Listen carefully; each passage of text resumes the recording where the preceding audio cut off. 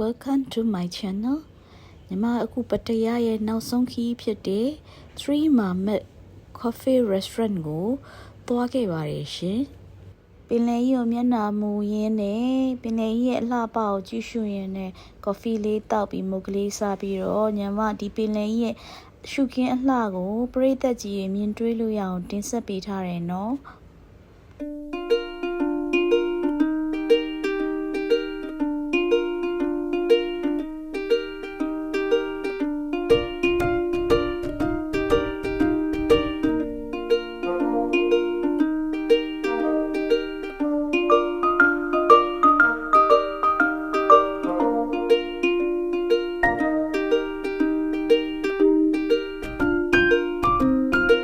ညီမတို့အခုဘန်ကောက်ကိုပြန်တော့မင်းရှင်ပရိသတ်ကြီးတို့ညီမရဲ့ဗီဒီယိုနှစ်သက်မယ်လို့ထင်ပါတယ်ညီမရဲ့ channel လေးကို subscribe လုပ်ပေးဖို့မမေ့ပါနဲ့နော်ကျေးဇူးအများကြီးတင်ပါတယ်ရှင်